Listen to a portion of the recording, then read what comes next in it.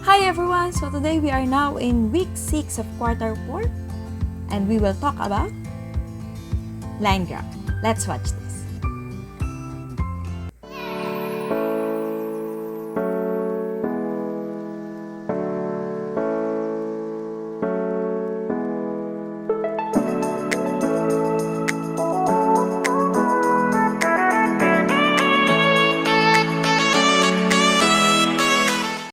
So we are now in week 6 of quarter 4 presentation and interpretation of data in a line graph with problem solving. Data gathered and organized can be presented in tabular form. For a clear representation, it can be represented in a graph. So, meron tayong iba't ibang uri ng graph. So, pero pag grade 5, ang pag-aaral lang ng natin is the line graph. What is a line graph? Line graph has a vertical line called y-axis which contains the first variable in the collected data. As we go up through the y-axis, increasing the values must be presented. It may be represent almost any type of numerical data such as pesos, scores, number of people, temperature, grades, and others. On the other hand, the horizontal line called x-axis in the line graph contains the second variable that relates to the first variable in the collected data. As we go the right in the x-axis, time, periods, or names of things being compared are enumerated. So, tingnan natin yung sinasabi nating x and y axis on the next slides. So, example number 1, Karine recorded her daily expenses in school for a week. She spent 25 pesos on Monday, 30 pesos on Tuesday, 10 pesos on Wednesday, 60 pesos on Thursday, and 35 pesos on Friday. Let us organize the data in tabular form and present them in a line graph. Fill up the table with the correct data. So, bago natin gawing graph, kailangan ilalagay muna natin siya or aayusin in a tabular form. Yan. So, pwede natin lagyan ng title na Karine's Daily Expenses in School. Since daily yan, we have the first column, the day. So, kung Monday, Tuesday, Wednesday, Thursday, Friday. And the expenses every day. So, Monday, 25 pesos. Tuesday, 30 pesos. Wednesday, 10 pesos. Thursday, 60 pesos. And Friday, 35 pesos. After that, ilalapat na natin yan sa line graph or graph. Yan. So, how to produce or construct a line graph? Number 1, draw the lines for the x-axis and y-axis. So, kung makikita nyo, ito yung x-axis. Yung x-axis, ito yung horizontal o pala. Then, the y-axis, ito yung vertical. So, ang x-axis, ito yung days, yung araw, Monday, Tuesday, hanggang Friday.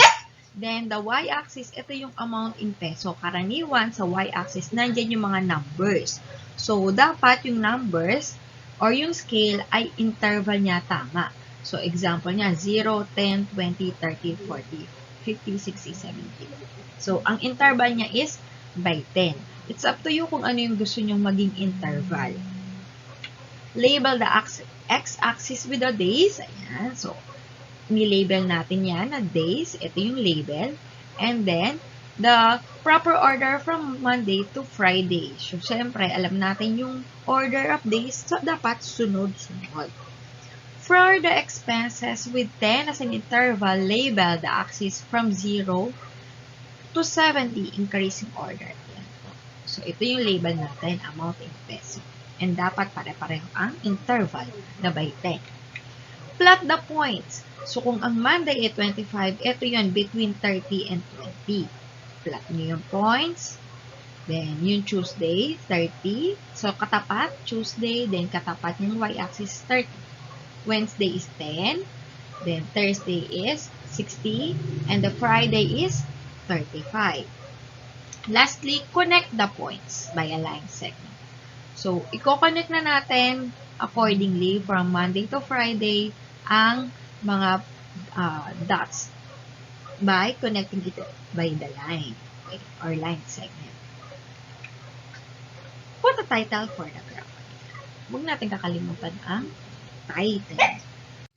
Meanwhile, Karin's sister, Carla, also had recorded her daily expenses and you will see it on the table below. So, ngayon, meron na tayong 3 columns. Yung first column is the day, second column is for Karin, and the third column is for Carla. So, i-compare naman natin ang kanilang expenses from Monday to Friday.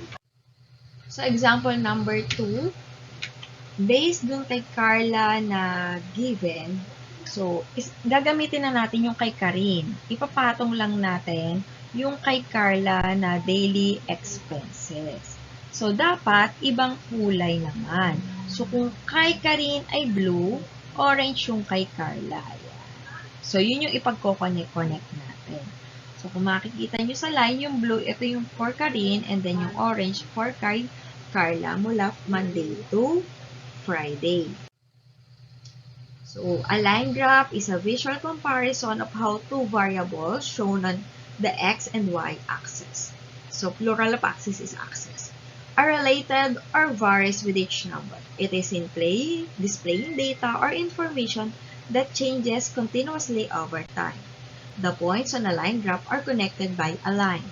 So, we have 5 parts on the line graph must be present for the graph to be complete. Number 1 is title, 2 is the scale, 3 labels, 4 points, then 5 lines. So, identify natin ang mga sumusunod na parts. Example, yung Gatid Elementary School K-3 Enrollment 2019.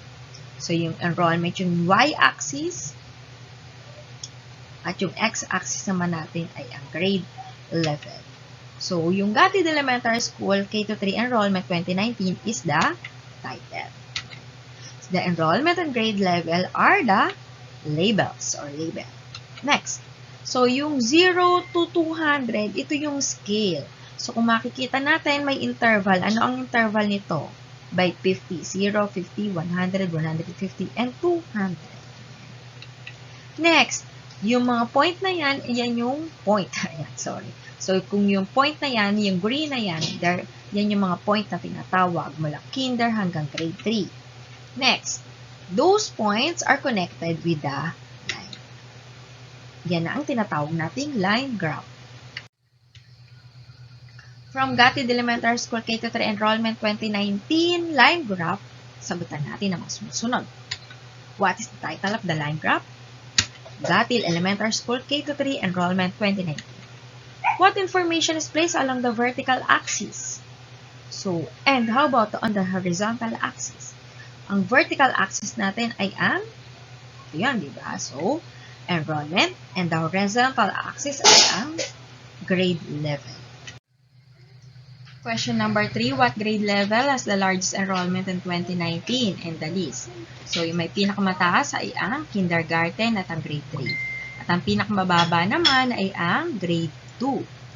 Next, how many is the combined enrollment of kindergarten and grade 3? So, 200 plus 200 equals 400. Example number 4 naman tayo. Let us go back and compare Karin and Carla's graph of expenses in school by referring to the graph below and let us answer the questions that follow. Yan. Question number 1, what is the title of the graph? Karin and Carla's daily expenses in school. What is the scale in the y-axis? So, ito yung y-axis, yun yung vertical. So, amount in peso or amount of their daily expenses. For question number 3, in which day or days were Carla's expenses greater than Karin's? So, kung makikita natin yung mas mataas, yung orange is Wednesday. What is the difference between their expenses on Friday? Difference, ibig sabihin nun, we will subtract. So, ang Friday natin, mula sa 35 to 30, so 35 minus 30 equals 5 pesos. So, from this learning task 1, you will use the graph at the right to answer the questions below. So, titingnan natin itong graph na to para masagutan natin ang mga sumusunod na tanong. Next, learning task 2, grade 5 RAs of Gatid Elementary School held their class elections last Monday. For the position of secretaries, Scarlett, Jelani, and Karin were nominated. In their class of 30 pupils, they gained the number of votes.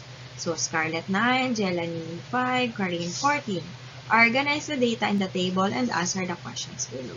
So, inorganize ko na yung table from the 2 columns. Ang ating title ay number of votes for Secretary of in grade 5 RS. So, nominees natin yung mga pangalan ni Scarlett, Jelani, and Karin. Then, the number of votes, 9, 5, and 14. Let us answer the following questions. Number 1. How many grade 5 pupils voted for the election of secretary in grade 5 RS? Ilan daw ba lahat ang grade 5 pupils? So, 30. What is the total number of votes gained by Jelani and Karin?